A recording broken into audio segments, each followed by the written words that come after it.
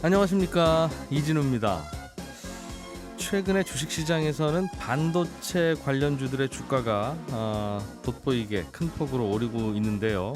그 이유를 알아보면 전 세계가 반도체 공급 부족 현상에 시달리고 있기 때문이다, 이렇게 해석을 합니다. 특히 이제 자동차용 반도체가 많이 부족한데, 자동차 한 대에 요즘 반도체가 한 50만 원어치 들어간다고 해요. 그런데 이 자동차에 들어갈 반도체를 구하지 못해서 자동차 자체를 못 만드는 회사들이 꽤 생기고 있고, TV나 스마트폰 같은 IT 기기들도 생산 차질이 우려되고 있답니다. 특히 이 반도체가 필수 부품인 자동차, 가전 이런 업계의 어려움이 커지는 상황에서 공장 가동을 중지하는 사태가 벌어지면 또 여러 가지 또 파급 효과가 있을 것 같아서 걱정인데, 오늘은 왜 요즘 갑자기 반도체가 부족하게 됐던 건지, 이런 공급난이 언제까지 이어질지 한번 살펴보겠습니다. 2월 17일 수요일 손에 잡히는 경제, 광고 듣고 바로 돌아오겠습니다. 경제 뉴스들 또 재미있게 들어보죠. 에셋플러스의 김치형 경제뉴스 큐레이터 나오셨습니다. 어서 오세요. 네, 안녕하세요. 요즘 네, 유가, 기름값 많이 오르고 있고, 그렇죠. 금리도 많이 오르고 있고, 네, 걱정도 계속 높아지고 있고. 네. 이유가 뭐랍니까?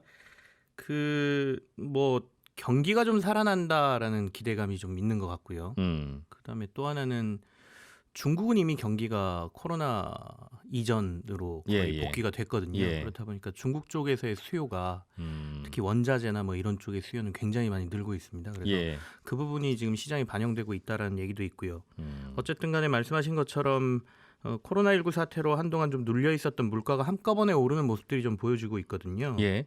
다들 아시겠지만 부동산 가격 크게 올라 있고요. 그리고 주식은 여전히 오름세를 유지하고 있고요. 예.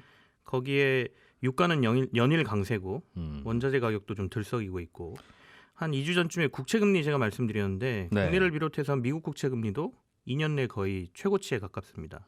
그렇다 보니까 이제 인플레이션에 대비를 해야 되는 거 아니냐, 이런 우려까지도 조금 나오고 있는 것이죠. 작년 이맘때에 비해서 오르는 거야 코로나 때문에 떨어진 거 반등하는 거니까 그렇다 치는데, 말씀하신 대로 국채금리가 2년 내에 거의 최고치라면 네, 코로나 이전보다도 지금이 높다는 뜻이잖아요. 그렇습니다.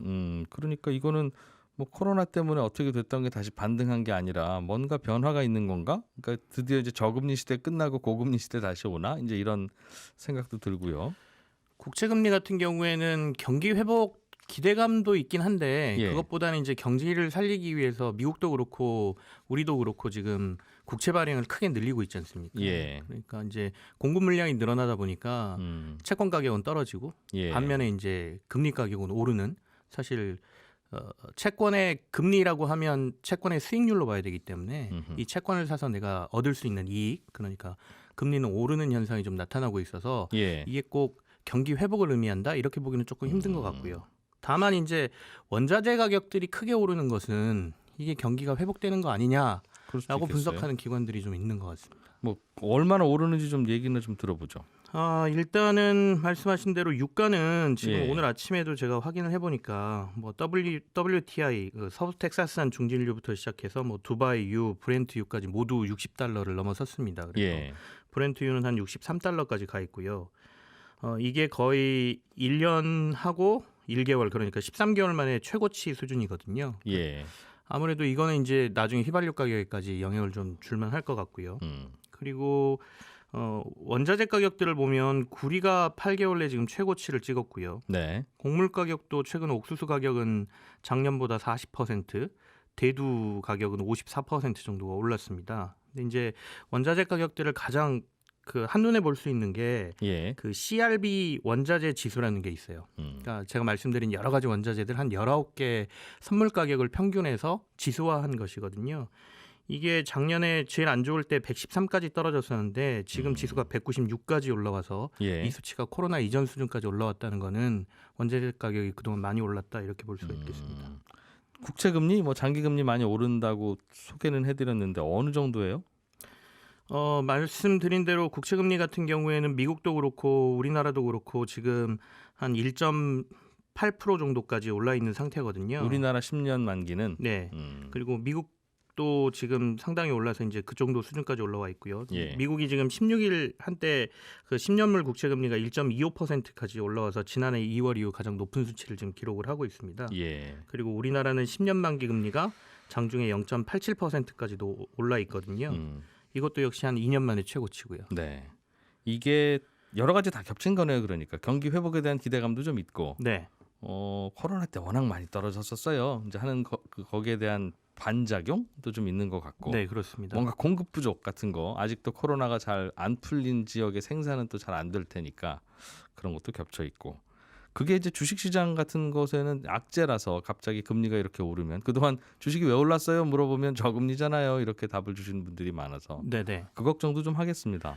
그렇습니다. 일단 경기가 회복된다는 것은 주식시장의 호재이긴 한데 금리가 급하게 오른다 그리고 물가가 급하게 오른다는 건 결국에 중앙은행에서 물가를 잡아야 되는 상황이 벌어진다라고 하면 예. 반대로 지금 시장에 풀고 있는 유동성을 축소할 수밖에 없는 상황이 벌어질 수도 있거든요. 그러니까 시장에서 걱정하는 것은 급격한 인플레를 이제 걱정하는 건데요.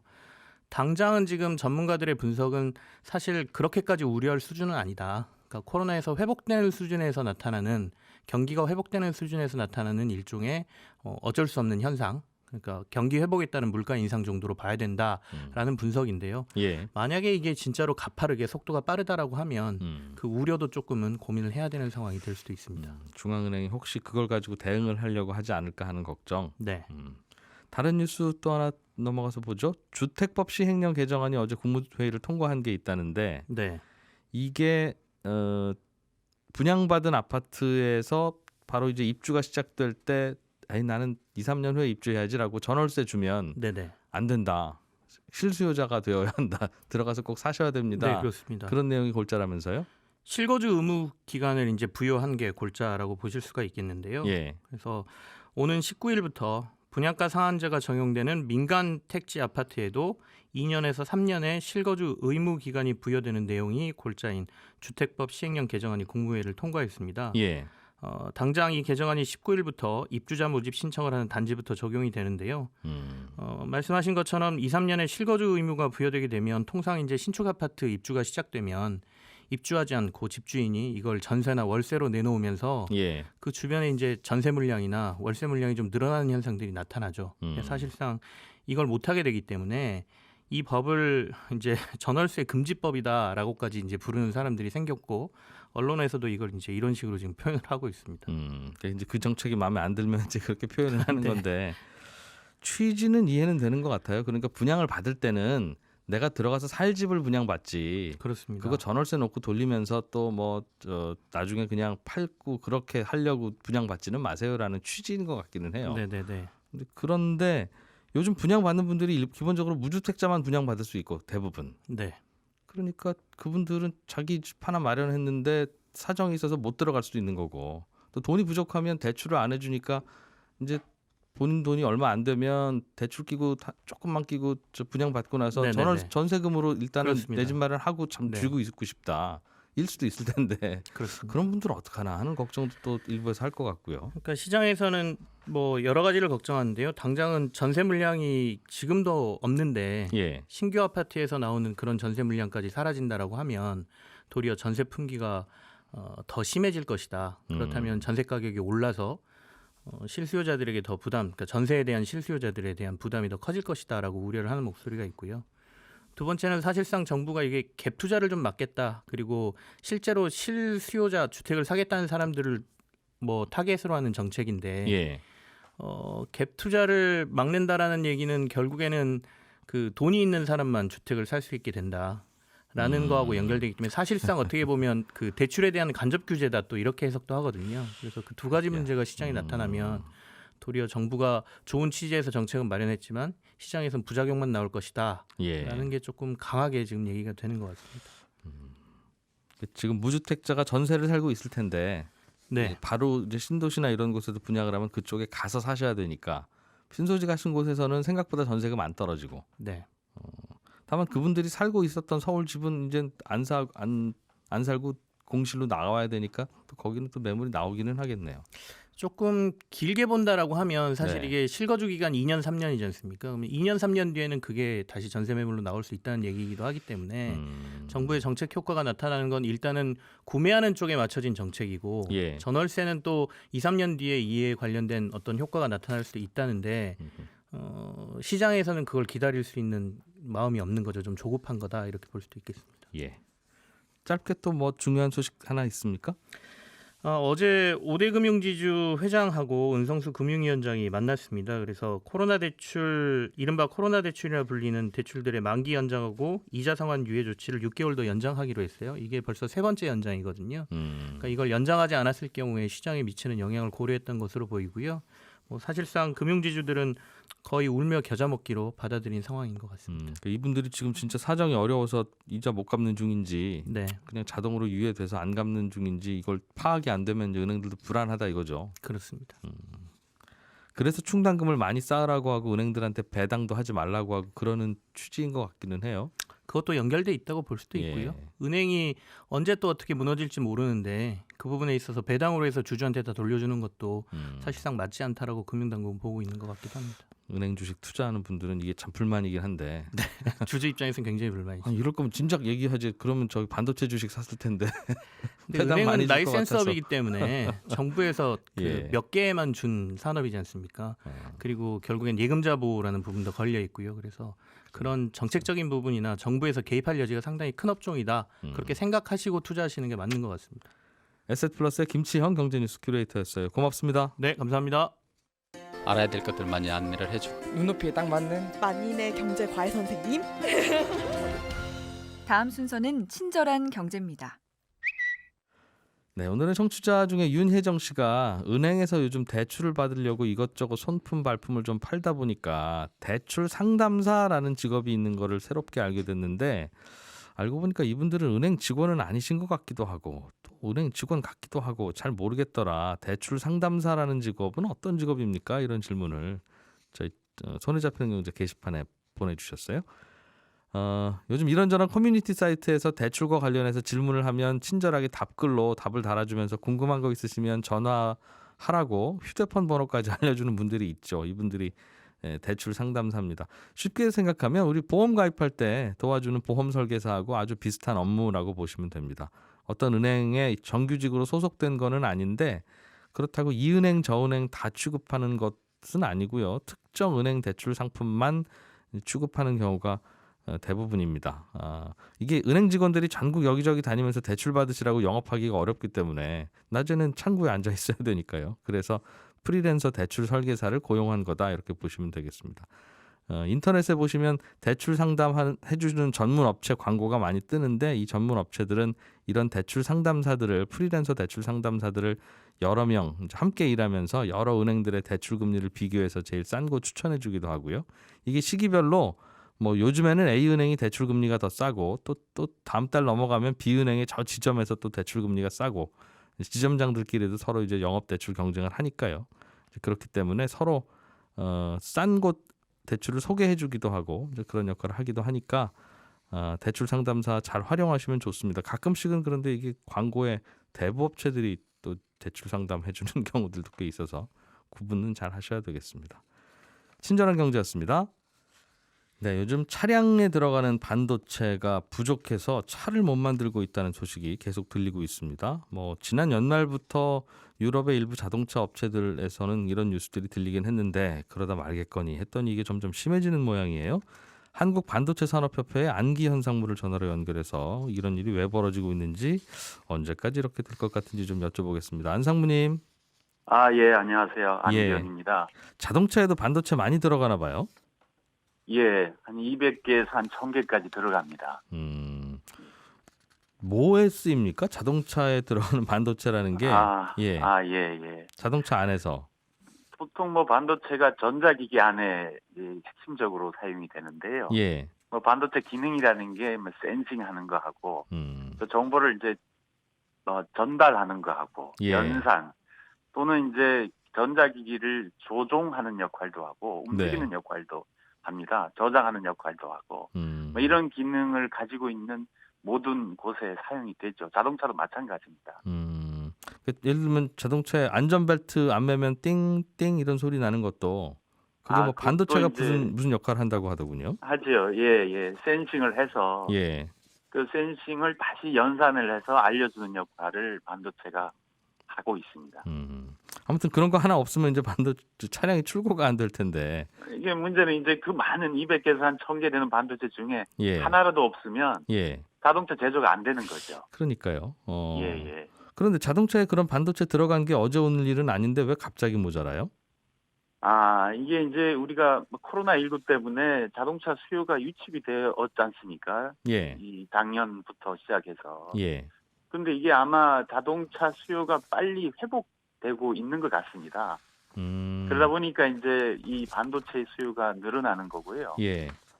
그리고 이제 자동차라는 게 전자기기의 이 비중이 높아지고 있어요. 또 예. 예, 아마 뭐 자동차를 새로 사면 매번 느낄 텐데요. 복잡하죠, 예전보다. 예, 예, 버튼 복잡하고 또 스스로 또 해야 되는 일도 많고. 네. 그러면서 이제 반도체의 이 비중이 점점 높아지고 있고. 예. 그런데 이제 문제는 이 반도체는 주문을 하면 3에서 6개월이 걸립니다. 예. 이게 바로 나오지 않거든요. 이제 우리가 주문하기 전에 수요가 빨리 회복이 된 거죠. 예, 예. 이제 그러다 보니까 이제 이 차량용 반도체가 부족 현상이 발생한 거고요. 네. 예, 예. 그러면 좀 주문했어도 좀 빨리빨리 만들어 주면 될 텐데. 물론 평소에는 한 30달 걸린다고 합니다만 급하다니까. 근데 이제 이게 지금 빨리빨리 못 반도체 만드나 봐요. 제조 시설의 문제인데요. 예. 지금 이제 전체적으로 이 반도체가 필요한 이 시장이 점점 증가되고 있어요. 자동차 업계 말고도 휴대폰이니 아니면 가전이니 이런 전자기기들이 이제 전자기기의 시장이 커지고 있고 예. 반도체 비중 자체도 늘어나고 있는데 대신에 반도체를 공급하는 제조 시설은 그렇게 못 늘어납니다. 예, 예. 현재 반도체 제조 시설은 이 풀로 이렇게 가동이 돼 있다고 보시면 되고요. 네. 그래서 자동차 반도체가 필요하다고 해서 뭘 더 생산을 하게 되면 다른 거 빼야 거 되네요. 생산을 빼야 돼요. 아. 예, 이게 이런 문제가 있는 겁니다. 그러면 그래서 자동차 예. 회사가 필요하다고 해서 빨리 만들어 줄 수는 있어요. 예. 근데 빨리 만들어 주는 대신에 다른 생산에 피해를 주게 됩니다. 아하. 예, 예. 이게 언제까지 그럼 지속될 걸로 업계에서는 봅니까? 아마 이게 이제 3에서 6개월 걸린다고 했잖아요. 예. 지금 그래서 이제 자동차 반도체를 제조하는 곳에는 비용을 좀 높여서 빨리 이렇게 제조하는 쪽으로 이제 주문을 받아주고 있어요. 그렇겠죠. 이제 그게 아마 3에서 한 6개월 지나면 풀립니다. 네, 네. 그런 것들이 이제 조정하는 것들이 이제 풀리는데요. 아마 여름 지나면 좀 풀리지 않을까라고 전망은 해보고 있습니다. 그게 그럼 보통 노트북이나 휴대폰에 들어가던 반도체 만드는 라인 다시 이제 치우고 자동차용 반도체 생산해서 생기는 현상일 텐데 좀 풀린다는 게. 예. 또 그러다가 올여름 지나서 노트북 수요가 계속 또 팽팽하고 그러면 또 거기도 또 품귀 현상 나타나고 그러겠어요. 그게 이제 걱정이죠. 이제 뭐 차량용 반도체는 좀 비싸게 만들어서 거기다가 이제 공급을 하면 예. 다른 우리가 뭐 노트북이든 휴대폰이든 또 가전이든 이런 데 들어가는 반도체가 이제 피해를 보게 되죠. 그렇군요. 아무래도. 예. 뭐 지금은 그런 현상이 안 일어납니다만 네. 뭐 그런 현상에 대해서 일어날 수 있는 가능성은 충분히 있을 걸로 봅니다. 근데 우리나라는 반도체 강국이라고 해서 반도체 많이 만들어 파는 나라잖아요. 예. 그렇기도 하고 우리나라 삼성전자, 하이닉스가 요즘 내놓고 있는 반도체들의 현물 가격 무슨 이런 거 보면 뭐 크게 오르는 것 같지는 않던데. 예. 그냥 거기 있는 것 같았으면 안 되는 겁니까? 이게 자동차에 들어가는 반도체는 네. 우리가 일반 뭐 휴대폰이나 노트북에 들어가는 반도체하고 조금 다릅니다. 특성이. 자동차 위험한 데잖아요. 자동차는 예. 안전이 굉장히 중요하니까 이 제조하는데 굉장히 신경을 많이 써야 되고요. 네. 좀 어렵습니다. 그래서 지금 우리나라 반도체 회사들은 사실 거기에 집중을 그동안 안 해왔죠. 그러니까 우리나라에서 만드는 반도체와 요즘 부족하다는 반도체는 서로 다른 반도체예요? 예, 좀 다른 할 수는 있는데요. 그거 하려면 시간이 좀 필요해요. 예. 그러니까 우리가 그 차량용 반도체를 하고자 하는 의지가 뭐 그동안 없었죠. 왜냐하면 다른 거 충분히 할 수 있는 게 많기 때문에. 예. 그리고 차량용 반도체 자체가 반도체를 제조하는 기업 입장에서는 예. 사업성이 그렇게 좋지 않습니다. 왜요? 그 만들기 어렵지요. 시장 작지요. 아, 이게 만들기 어렵고 시장이 작아요. 전체 반도체 전체에서 예. 한 10% 차지하거든요.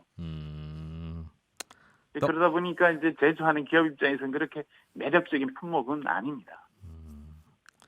가끔씩이나 찾는 이제 떡집으로 보면 이제 그런 예. 그러다 그런 보니까 특수한 떡이었다는 뜻이네요. 예. 그러다 보니까 이걸 제조하는 이 반도체 제조 기업도 이를 차량용 반도체를 제조하는 그러한 기업이 몇 안 됩니다. 그러다 보니까 예. 모두가 할 수 있는 게 아니거든요. 예. 뭐 기능성 떡집이라고 보시면 됩니다. 다행히 우리나라 자동차 회사들은 그래도 반도체 재고가 꽤 있다.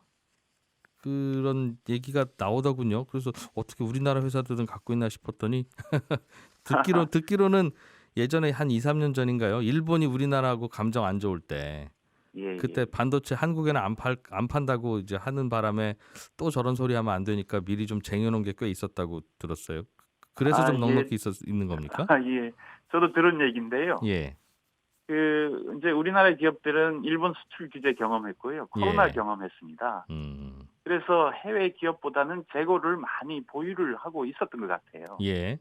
예. 그 사이에 이제 이런 일이 터졌는데 그러다 보니까 해외 기업보다는 좀 더 우리가 공급에서 좀 안정적으로 가져갈 수 있는 우리가 수준이 된 거죠. 예. 뭐 그렇지만 시간이 지나면 아마 우리나라 기업도 뭐 이런 공급에 대한 수급에 대한 위험이 있지 않을까 이렇게 생각은 하고 있습니다.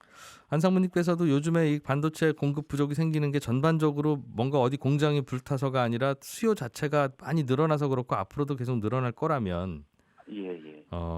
반도체 공장 더 지어야 되겠네요.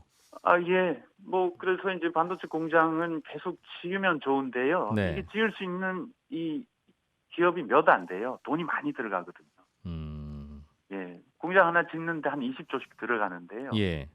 이렇게 20조를 투자해서 공장을 지을 수 있는 기업이 그렇게 없습니다. 전 세계에서. 네. 예. 근데 우리나라는 이제 다행히 뭐 삼성전자나 SK하이닉스가 뭐 그만한 우리가 능력을 갖고 있기 때문에 네. 뭐 계속 짓고 있고요. 알겠어요. 당분간은 반도체 들어가는 제품들 가격이 만만치는 않겠네요. 알겠습니다. 잘 들었습니다. 예. 고맙습니다. 예, 감사합니다. 예, 한국반도체산업협회의 안기현 상무였습니다. 네, 손에 잡히는 경제는 오늘 순서 여기서 마무리하고요. 저는 또 내일 아침에 8시 30분에 찾아와서 인사드리겠습니다. 이진우였습니다.